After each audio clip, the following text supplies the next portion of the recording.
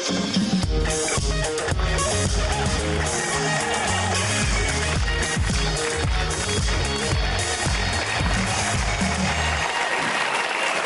à tous, le grand journal de Canal+ en direct avec Ariane Masni, Ali Badou et Jean-Michel Apathy. Bonsoir, mesdames.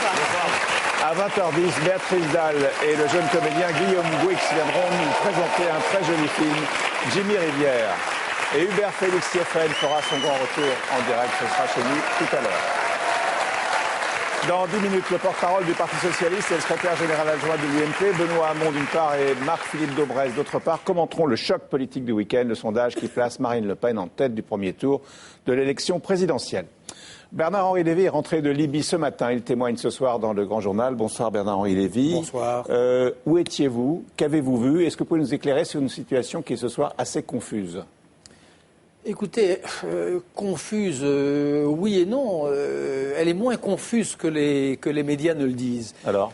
Les 2 tiers du pays sont conquis par les insurgés et ne retomberont jamais sous la coupe de Kadhafi. Même s'ils ne sont pas très organisés, d'après ce qu'on entend dire. Ils ne sont pas très organisés, ils ne sont pas très armés, mais Kadhafi, de son côté, n'est plus capable d'organiser une offensive terrestre à partir de Tripoli. Entre Tripoli et Benghazi, c'est 1000 km. Une offensive sur 1000 km, ça suppose une logistique tout à fait considérable qui n'a plus les moyens les avions, de monter. Il y a les avions. En revanche, évidemment, il y a les avions. L'espace aérien. Il y a les avions et il y a un dingue, un dictateur d'un type assez particulier qui, quand il y a une manif, il envoie les avions tirer en piqué sur les manifestants. Donc ça, c'est évidemment toujours là, bien sûr. Et la communauté internationale a du mal à se faire entendre, comme dans la plupart des conflits d'ailleurs aujourd'hui dans le monde. Il n'y a plus de gendarmes du monde. Il n'y a plus de gendarmes, mais j'espère qu'il y a encore des consciences. C'est-à-dire, j'espère qu'il y a encore des gens pour penser qu'on ne peut pas laisser un peuple insurgé, retrouvant le sens de la démocratie, où on croyait que la liberté, que la flamme de la liberté était éteinte et ça se réveille, on ne peut pas le laisser se faire massacrer et se faire... Il faudrait faire, je crois, ce que demande le gouvernement provisoire de la Libye libre. C'est-à-dire monsieur que j'ai rencontré, avec qui j'ai parlé longuement, monsieur Mostafa Abdel Jalil, qui est le patron du Comité national de transition. Oui. Il dit la chose suivante, il dit « Ne nous volez pas notre révolution, laissez-nous, comme les Égyptiens et les Tunisiens, la mener à bien. En revanche, il y a une chose qu'on ne peut pas faire tout seul, c'est empêcher les avions de décoller et de nous bombarder. » Donc il dit il y a 3 sites, il y a 3 bases militaires qui sont des lieux de mort et d'horreur. Il y a la base de Sirte, d'où partent les bombardiers. Il y a la base de El Azizia, qui est le bunker de Kadhafi. Et puis il y a la base de Saba, au sud, qui est la tête de pont où arrivent les mercenaires africains, qui sont des chiens de guerre. Ce ne sont pas des soldats réguliers, ce sont des chiens de guerre payés à prix d'or et qui, une fois qu'ils sont en territoire libyen, n'ont littéralement plus rien à perdre. Mais qui interdit... Enfin, on comprend ce que vous dites, il n'y a pas d'opposition, mais comment interdire le décollage des avions libyens? Qui va assumer ça? Il y a 2 manières de... D'après, encore une fois, vous savez, moi, quand je vais sur le terrain... D'accord. Attendez, quand je vais sur le terrain, comme je l'ai fait là, j'écoute. Et quand je reviens, je témoigne et je rapporte. Donc je vous dis ce que m'ont dit les combattants de la liberté libyens.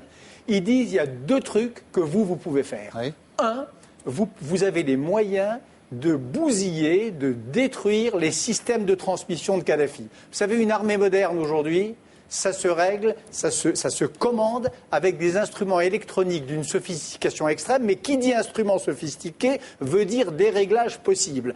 Affoler les radars de Kadhafi. Ça, c'est les Américains. C'est les Américains. Le dire à nous, le dire à tout le monde, c'est bien, mais il faut le dire à Nicolas Sarkozy. Non.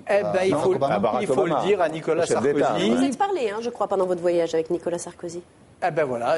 J'ai peut-être dit ça à Nicolas Sarkozy et j'espère qu'il le dira à Barack Obama parce que je crois qu'ils se parlent en général et sur ce sujet en particulier. Donc ça, c'est la première chose. Les Libyens libres disent ils sont capables, la famille Kadhafi, qui possède le système de télécommunication du pays, ils sont capables de faire que plus rien ne marche, ni Facebook, ni Twitter, ni Internet, ni tout ça. C'est un pays qui est coupé du monde, où les gens sont coupés les uns des autres. Vous êtes bien capables, vous les Occidentaux, de faire en sorte que Kadhafi perde ses manettes. 1. Et deuxièmement, il y a 3 bombardements ciblés sur 3 bases militaires, ce n'est pas des civils, ça, qui réduirait à rien la flotte aérienne de Kadhafi et empêcherait ses bombardiers. Il n'y a que le Conseil de sécurité des Nations Naturellement, et d'ailleurs, les Libyens insistent beaucoup, M. Mostafa Abdel-Gelil et ses 8 ministres insistent beaucoup sur le fait que tout ça doit se faire sous une autorité internationale. Il ne veut pas d'ingérence étrangère, Kadhafi, il l'a dit et redit dans pas mal d'interviews, il communique beaucoup. On va écouter très brièvement, après Ali vous posera une question, ce qu'il a dit à France 24 en croyant que la Sardaigne était en France. استعدادها لربما للاعتراف بالمجلس التنسيق ما موقفكم من ذلك؟ هذه كذوبه يعني هذه تضحك يعني هذا تضحك وبعد داخلين لليبيا نقدر حتى احنا نتدخل في كورسيكا وسردينيا. Ali. Le président de la République disait il y a quelques semaines au moment de la crise tunisienne, au moment de la crise égyptienne, la France, elle a une attitude qui est celle de la non-ingérence. Vous plaidez pour le devoir d'ingérence. Vous pensez vraiment que votre voix peut être entendue? Ali Badou, j'en sais rien. J'espère que dans ce cas-là, elle sera entendue. Parce que je peux vous dire que ce que j'ai vu là, pendant ces 5 jours, les témoignages que j'ai recueillis de l'horreur de cette dictature, les gens emmurés vivants, quand les villes de l'Est sont tombées, on entendait des cris sous la terre et on déterrait en général des cadavres et de temps en temps des vivants. Et ce que j'ai vu aussi de cette joie, mais aussi de cette inquiétude terrible de ces gens qui savent qu'ils ont la mort au-dessus de la tête, j'espère qu'en effet, on va entendre ceux qui plaident, pas pour une ingérence politique, il ne s'agit pas de refaire la guerre d'Irak, c'est une bêtise, j'ai été l'un des premiers à le dire et je le pense plus que jamais. Il s'agit de faire ce que nous demandent les Libyens, c'est-à-dire, je répète, les laisser faire tout seuls leur révolution, mais leur donner un coup de main pour faire en sorte que cette espèce de monstruosité, encore une fois, des manifestants pacifiques qui descendent dans la rue, sur la corniche de Benghazi ou à l'époque à Tripoli, on envoie des chasseurs les mitrailler à l'arme lourde. C'est impensable. Vendu, d'ailleurs, hein.